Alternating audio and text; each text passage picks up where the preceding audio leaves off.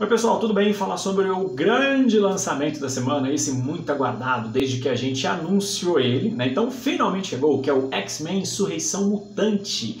O X-Men Insurreição Mutante, ele é um jogo de rolagem de dados, e ele é um jogo cooperativo, onde os jogadores vão assumir o papel dos X-Men, né? Então a caixa ela traz 16 personagens, tá bom? Cada personagem vai ter a sua carta de poder, né? Que vai mostrar qual é a pilha de dados e as habilidades que esse personagem tem, e também a sua carta de ajuda. É muito legal que esse jogo, ele, além de ser um jogo cooperativo, é bacana que ele coloca isso ao pé da letra no jogo. Todo personagem ele tem uma carta dele e uma carta de ajuda. Essas cartas elas podem ser combinadas com outros personagens.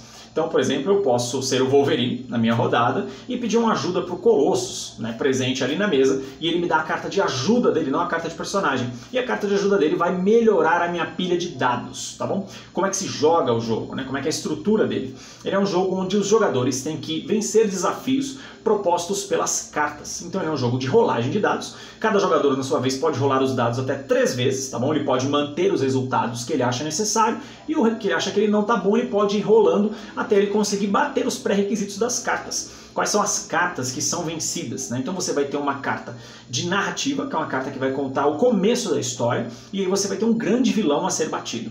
Porém, você tem um começo e um fim. Então, o jogo, nesse sentido, ele sempre vai ter um começo e um fim muito parecido, porém, um meio completamente diferente por conta do baralho. Porque as cartas que aparecem no meio, elas são embaralhadas e tem uma grande quantidade delas. Então, as quantidades de desafios e principalmente os inimigos propostos sempre vão mudar de partida para partida. E isso dá uma variedade muito boa dentro do jogo, ok? Então, essencialmente, na sua vez, um jogador ele vai pegar os dados, rolar os dados, vencer os desafios propostos ali na mesa. Se ele consegue superar esses desafios, você vai avançando nas cartas de narrativa, vão sendo abertas novas cartas, até você ir conseguindo cumprir as condições do jogo até encontrar o grande vilão final. Então os jogadores vencem se eles vencerem toda a trama e também o vilão. Isso é muito legal.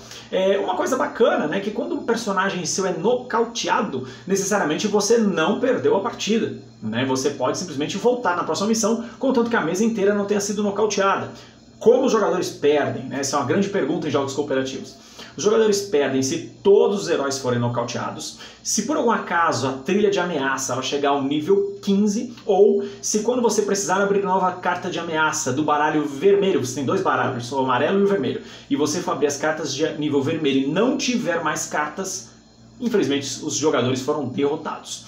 O X-Men Insurreição Mutante ele é um jogo bem legal, tá? Porque ele traz aquele feeling, né, temático que a gente gosta de ver em jogos de super-heróis e franquias famosas. Então, para você lojista, o X-Men Insurreição Mutante ele é ideal para quem gosta de jogo de franquia, ele é ideal para quem gosta de jogo de rolagem de dado. Ele vem com uma produção muito bonita, porém ele não traz miniaturas, tá bom? Que isso fique bem claro. Ele traz stands, que são as famosas miniaturas cartonadas, né? Que elas vêm naquela base de plástico onde você coloca um papel em cima, né? Que é aquele cartão, né? Que é um cardboardzinho onde você encaixa. E a mesma coisa é válida também para o Blackbird, né, que é a nave dos X-Men, vista no desenho clássico e também alguns filmes da cinesérie.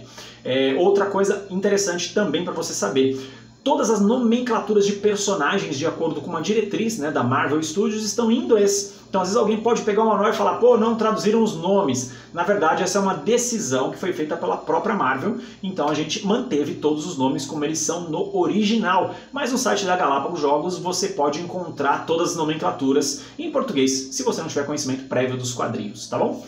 Tchau, tchau pessoal!